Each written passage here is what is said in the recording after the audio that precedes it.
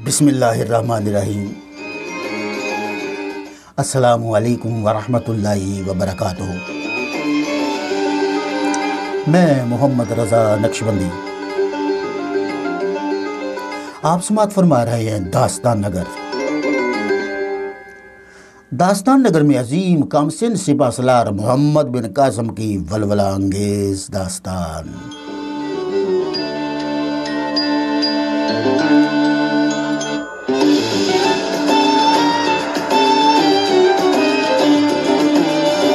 साहिबान, इससे पहले आप इस दास्तान की 29 किस्तें समाअत फरमा चुके हैं। आइए किस्त नंबर 30 की तरफ बढ़ते हैं।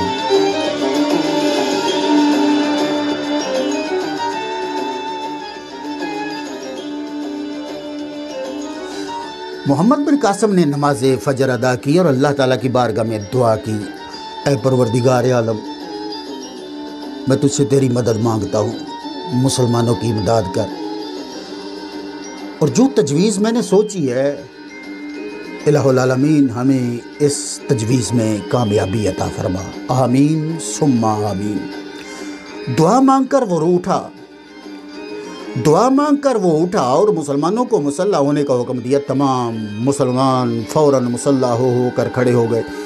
उधर मौका और उसका लश्कर भी हैरत से मुजाहिदीन इस्लाम की तरफ देख रहे थे कि मोहम्मद बिन कासिम क्या करने वाला है। मौका रह रहकर हैरान हो रहा था कि पुल तो बना दिया गया है दरिया के चढ़ाव की तरफ, और मुसलमानों को उतरना है मगरब से मशरिक की तरफ, फिर ये पुल क्या काम देगा। अब मोहम्मद बिन कासिम ने सबसे आखिरी कश्ती जो चढ़ाव की तरफ थी, उसमें 100 बहादुर मुसलमानों को बिठा कर हिदायत की कि वो कितारों में इस तरह से बैठ जाएं जिस वक़्त नमाज की हालत में वो 2 जानू बैठा करते हैं। चुनांचे इसी तरह मुसलमान बैठ गए। अब उसने कहा कि ढालें सामने खड़ी कर लो और अपनी हिफाजत के लिए इनका कला बना लो। उसके हुक्म के बमूजब ढालें खड़ी करके कला भी बना लिया गया। अब मोहम्मद बिन कासिम ने बहुत से मोटे मोटे रस्से कश्ती के कुंडों में बांध कर इन ढालों को कश्ती में डिलवाया और इनमें मंजनीकें बांध दी। चंद कश्तियाँ जनूब की तरफ लगाकर पुल से बांध दी गई और उनमें भी मुजाहिदीन को बिठा दिया गया। इसके अलावा आगे पीछे तमाम कश्तियों पर मुसलमान खड़े कर दिए गए और इनको ज़्यादा तादाद में तीर दे दिए गए। अब मोहम्मद बिन कासिम ने रस्सों को खुलवा दिया जो किनारों पर मेखों से बंधे हुए थे और जिनके सहारे ये पुल ठहरा हुआ था। मल्लाहों को हुक्म दिया गया कि वो शमाल से मशरक़ की तरफ पुल को तैराएं। चुनांचे मल्लाहों ने पतवार और डंडा लेकर शमाली जानब की आखिरी कश्ती को मशरिक़ की तरफ फैलाया। जूं वो बढ़ती चली जाती थी, पुल मशरिक़ की तरफ फैलता चला जाता था। अब हर एक की समझ में आ गया कि मोहम्मद बिन कासिम क्या चाहता है। उसका ये मतलब था कि इस तरफ शमाल की कश्तियाँ धकेल कर मशरिक़ की तरफ बढ़ती जाएंगी और पुल मगरब से मशरक़ की तरफ फैलता चला जाएगा। चूँकि पुल बनाने की ये अजीब और निराली तदबीर थी, इसलिए सब नौजवान मोहम्मद बिन कासिम की अक्लो दानिश पर आफरीन पुकार उठे। चूँकि कश्तियाँ एक दूसरे से बंधी हुई थीं, इसलिए सिरे वाली कश्ती के साथ मशरिक़ की तरफ बढ़ती चली जा रही थी। ये अजीब तदबीर पुल बनाने की देखकर हिंदू हैरत ज़दा हो गए। देर तक हैरत से आंखें खोले देखते रहे। जब पुल बहकर उनके ज़्यादा करीब पहुंच गया तो वो हैरत से चौंके और शोर कर के तीर बरसाने लगे। मोहम्मद बिन कासिम ने तीरों से बचने के लिए तदबीर पहले ही कर रखी थी। उसने ढालों का कला बनवा दिया था। हिंदुओं के तीर ढालों पर आकर रुक रहे थे। उधर वो कश्तियाँ पुल के इधर उधर लगाई गई थी। इनमें जो मुसलमान सवार थे उन्होंने जवाबन हिंदुओं पर अपने तीर बरसाने शुरू कर दिए। मल्लाहों ने अपनी पूरी ताकत से कश्तियों को खेलना शुरू किया। वो अब भी ढालों की आड़ में बैठे पतवार चला रहे थे। कश्तियाँ नहायत तेज़ी से फैलती चली जा रही थी। जो फैलती जाती थी पुल बंधता चला जा रहा था। मुसलमान नहायत खुश हो रहे थे। उनके इधर उधर पानी की लहरें उठ रही थी وہ نہایت اطمینان سے بیٹھے اور کھڑے تھے۔ جو مسلمان پچھلی کشتیوں میں کھڑے تھے وہ بھی ہندوؤں پر تیر پھینک رہے تھے۔ آج مسلمانوں کے تیر بھی ہندوؤں کو مجروح کر رہے تھے۔ محمد بن قاسم، محمد اسلم، ذکوان اور اجل سب سے اگلی کشتی میں ڈھالوں کے پیچھے بیٹھے تھے۔ وہ اس بات کا خیال کر رہے تھے کہ کہیں پل چھوٹا نہ پڑ جائے، بلکہ جب کشتی مشرقی کنارہ پر پہنچی تو ساحل سے ٹکرا کر رک گئی۔ ہندوؤں نے شور مچانا شروع کر دیا، کیونکہ اب ان کے تیر بیکار ہو گئے تھے، اس لیے انہوں نے شمشیریں سونت لی اور کشتی کی طرف بڑھے۔ ایک موٹا تازہ ہندو جھپٹا، ابھی وہ کشتی کے قریب پہنچا بھی نہ تھا کہ دریا کے شمال کی طرف سے ایک تیر آ کر اس کے سینے میں ترازو ہو گیا اور وہ چیخ مار کر اوندے منہ گرا۔ مسلمانوں کو حیرت ہوئی کہ اس طرف سے کس نے تیر چلایا۔ محمد اسلم کی نظر جب سامنے گئی تو اس نے اس طرف ایک نوعمر لڑکے کو تیر کمان لیے کھڑے دیکھا۔ وہ ریشمی عربی لباس پہنے ہوئے تھا، دھوپ میں اس کا چہرہ چمک رہا تھا اور دور سے یوں محسوس ہو رہا تھا جیسے کوئی فرشتہ کھڑا ہے۔ محمد اسلم نے محمد بن قاسم کو اشارہ کرتے ہوئے کہا، آپ نے دیکھا اس عربی لڑکے کو؟ محمد بن قاسم بھی دیکھ رہا تھا۔ اس نے کہا، ہاں دیکھا، تعجب ہے، یہ لڑکا کون ہے اور کیسے ہم سے پہلے اس طرح پہنچ گیا؟ اب مسلمان کشتیوں سے کود کود کر کنارے پر پہنچے اور ہندوؤں سے لڑنے لگے۔ ہندو بھی پیدل تھے لیکن تھے وہ بے شمار۔ مسلمان کود کود کر خشکی پر جا پہنچے اور انہوں نے سب سے پہلے رسے کھینچ کر میخیں گاڑ دی اور اس طرح مغرب سے مشرق تک پل قائم ہو گیا۔ اب مسلمان دوڑ دوڑ کر پل عبور کر کر کے مشرقی کنارے پر جا پہنچے اور پہنچتے ہی لڑنے لگے۔ محمد بن قاسم کے ذہن میں جو پل بنانے کی تدبیر آئی وہ نہایت عجیب و غریب تھی۔ اس سے پہلے کسی نے اس طرح کا کوئی پل کسی بھی دریا پر نہ بنایا تھا۔ تمام ہندو، سارے مسلمان، موکا اور اس کے سب ساتھی کمال متحیر ہوئے اور وہ محمد بن قاسم کی دانش مندی کی تعریف کیے بغیر نہ رہ سکے۔ جے سیاہ نے اپنے ساتھیوں کو للکار کر حملہ کرنے پر برانگیختہ کیا۔ مسلمان اب سامنے سے حملہ کر رہے تھے۔ ہندو ان مسلمانوں پر جو کشتیوں سے نیچے اتر آئے تھے ٹوٹ پڑے اور نہایت زور شور سے دونوں جانب سے جنگ شروع ہو گئی۔ مسلمان جوش و غضب سے بھرے ہوئے تھے، وہ جپٹ جپٹ کر حملے کر کر کے انہیں دریا کے کنارے سے پیچھے ڈھکیلنے لگے۔ جنگ شروع ہو گئی۔ تلواریں جلد جلد اٹھ اٹھ کر سر و تن کے فیصلے کرنے لگیں۔ سرفروش کٹ کٹ کر گرنے لگے، لاشیں لڑک لڑک کر دریا میں گرنے لگیں۔ خون دریا کے پانی میں مل مل کر پانی کو سرخ رنگ میں رنگنے لگا۔ شرقی کنارے پر ہندوؤں کا تمام لشکر تھا اور لشکر بھی بہت زیادہ تھا۔ اگرچہ مسلمان بھاگ بھاگ کر آ رہے تھے مگر ابھی تک گنتی کے چند مسلمان ہی آ سکے تھے، مگر جو آ رہے تھے وہ موت کی لڑائی لڑ رہے تھے۔ ہر مسلمان حقیقت میں اسلام کا شیر بن گیا تھا اور شیروں کی طرح حملے کر کر کے ہندوؤں کو دریا کے کنارے سے پیچھے ہٹانا چاہتے تھے تاکہ آنے والے مسلمانوں کے لیے کنارے پر اترنے کے لیے جگہ نکل آئے۔ اور ہندو ایک قدم بھی پیچھے ہٹنے کو تیار نہیں تھے۔ وہ جہاں گڑے تھے بت بنے وہیں لڑ رہے تھے۔ آتش جنگ مشتعل ہوتی جا رہی تھی، لڑائی دم بدم پھیلتی جا رہی تھی۔ مسلمان دوڑ دوڑ کر آ رہے تھے لیکن کنارہ پر ہندوؤں کی اس قدر کثرت تھی کہ وہ کشتیوں سے نیچے نہ اتر سکے تھے۔ چونکہ مسلمانوں کو معلوم تھا کہ کنارہ پر پانی کم ہوتا ہے، اس لیے اب مسلمانوں کے درمیان میں کود کود کر کنارہ پر پہنچنا اور پہنچتے ہی لڑنا، یہ تدبیر اپنائی گئی۔ اس طرح سے مسلمان دور دور تک پھیل گئے اور جہاں تک وہ پھیلے محاذ جنگ بھی پھیلتا چلا گیا۔ آج مطلع صاف تھا، آفتاب پوری آبوتاب سے نکلا ہوا تھا، دھوپ اچھی طرح پھیلی ہوئی تھی، ہوا کے خوشگوار جھونکے چل رہے تھے۔ دونوں فریق جوش و غصہ سے بھرے ہوئے ایک دوسرے کو فنا کر ڈالنے کے لیے پوری طاقت سے حملے کر رہے تھے۔ ہندو دیکھ چکے تھے کہ اول تو مسلمانوں کا تمام لشکر ان سے بہت ہی کم ہے دوسرے جس قدر مسلمان اب کشتیوں کے پل سے کود کود کر ان کے مقابلے پر آئے تھے وہ آٹے میں نمک کی مثال تھے، اس لیے ان کے حوصلے بڑے ہوئے تھے اور وہ اپنی پوری طاقت سے مسلمانوں کو قتل کر کر کے دریا میں دھکیلنے کی کوشش کر رہے تھے۔ مگر مسلمان ایسے جوش سے لڑ رہے تھے کہ ہر اس ہندو کو مار ڈالتے جو ان پر حملہ کرتا، اور اگر کوئی حملہ نہ کرتا تو وہ خود جپٹ جپٹ کر اس پر حملہ کر دیتے۔ محمد بن قاسم تلوار لیے ادھر سے ادھر لپک کر حملے کر رہا تھا، اس کی چال میں بجلی کی سی تیزی تھی، وہ دشمنوں کو قتل کر کر کے گراتا بڑھتا چلا جا رہا تھا۔ اس کے پیچھے محمد اسلم بھی اسی تیزی سے لڑتا، دشمنوں کو مار مار کر گراتا اور ان کے کشتوں کی پشتے لگاتا چلا آ رہا تھا۔ زکوان اور اجل جنوب کی طرف راستہ صاف کرتے، دشمنوں کو ہٹاتے اور مارتے ہوئے بڑھ رہے تھے۔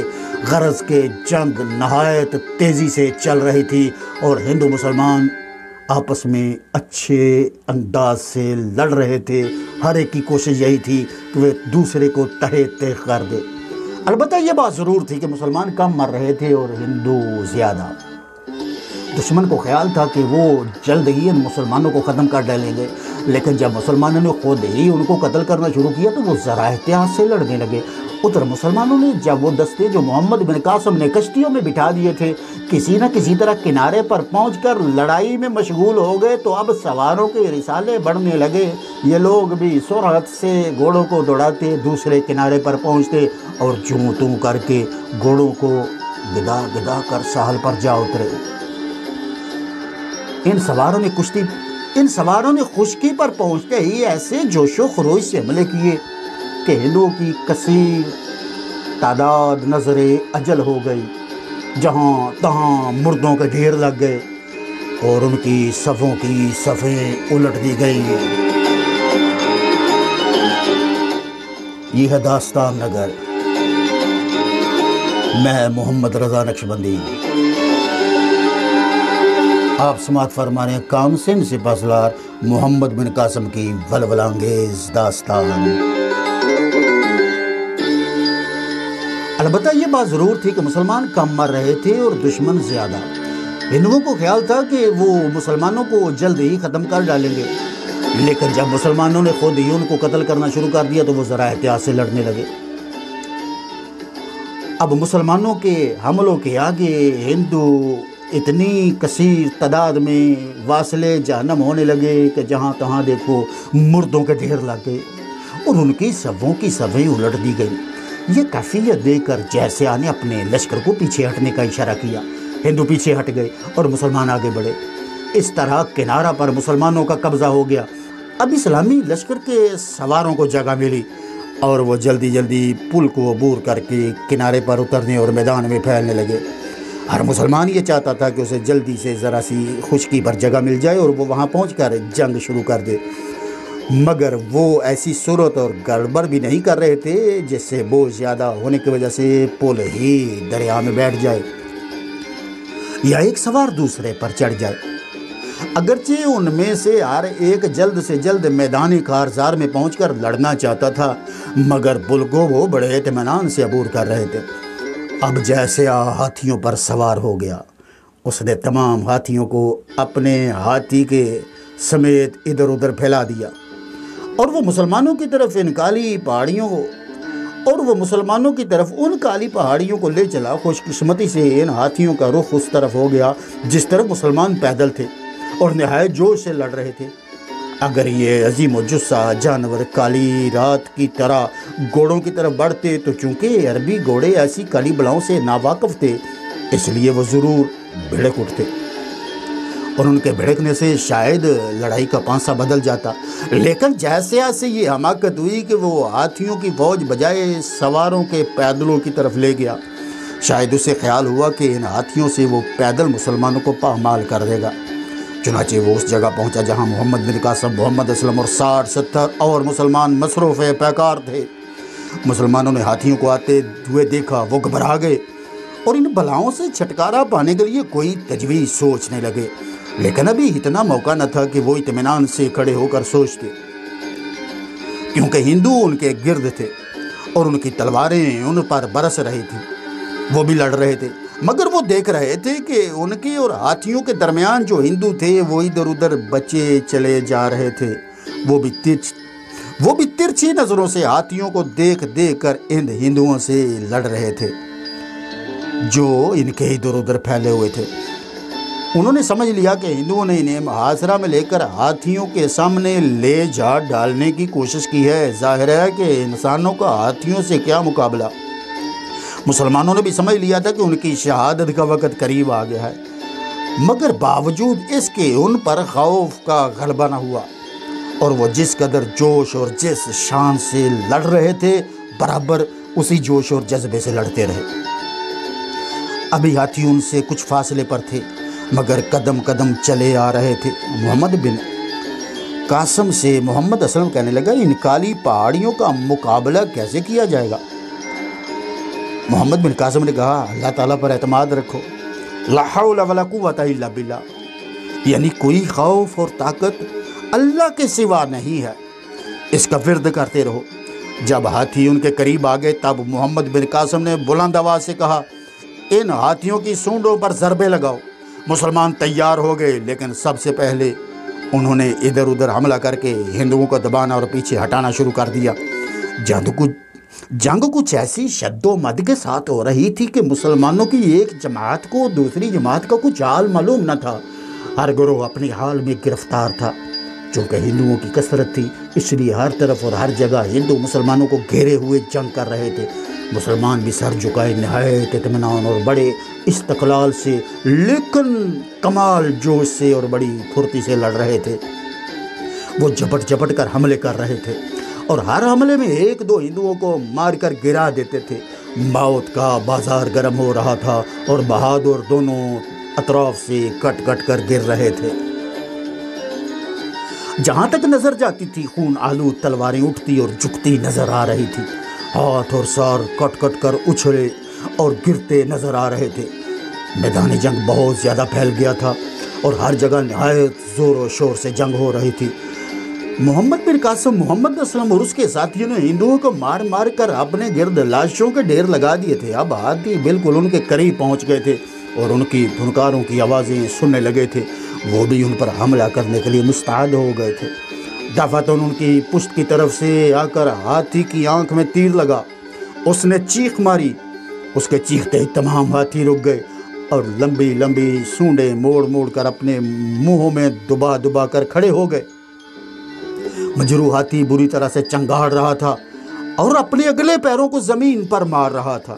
محمد بن قاسم، محمد اسلم اور اس کے ساتھی نہایت حیران ہو رہے تھے کہ کس بہادر نے اس وقت تیر چلا کر ہاتھی کو زخمی کرنے کی جرت کی ہے۔ ابھی ان کی حیرت دور نہیں ہوئی تھی کہ ایک اور تیر چلتا ہوا نظر آیا اور دوسرے ہاتھی کی آنکھ میں پیوست ہو گیا۔ اس نے بھی دلدوز چیخ ماری۔